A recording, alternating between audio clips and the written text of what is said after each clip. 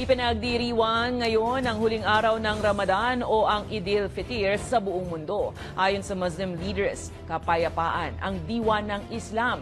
Pero nangangamba silang baka sisiklab muli ang giyera sa pagitan ng Israel at Palestine sa pagtatapos ng Ramadan. May balitang A to Z si Ian Maghanoy.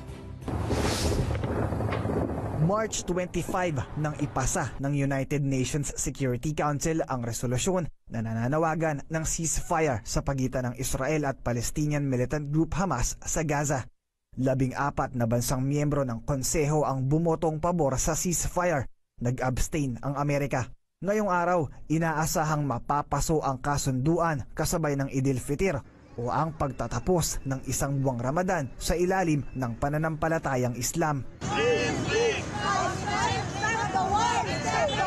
Kaya ang ilang progresibong grupo tumulak sa Embahada ng Estados Unidos sa Maynila. Ito ay upang tutulan ang pagpapatuloy ng giyera sa Gaza, kung saan mahigit 30,000 na ang namatay sa loob ng 6 na buwang bakbakan.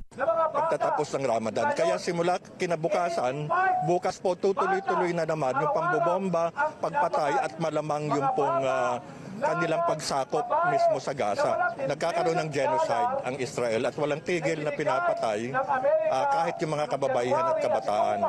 At lulusubin yung Rafah. Ayon sa UN at humanitarian group na Save the Children, mahigit 13,000 bata na ang nasawi sa karahasan sa pagitan ng Israel at Hamas. Ang mga buhay naman halos mamatay na dahil sa gutom at sakit. Giit ng Partido Lakas ng Masa, hindi dapat matapos ang temporary ceasefire sa Gaza Strip ngayong ipinagdiriwang ang Eid al-Fitr ng mga kapatid nating Muslim.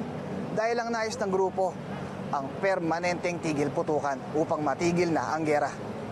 Ganito rin ang alay na panalangin ng ilang Muslim leaders sa Luneta sa pagtatapos ng Ramadan.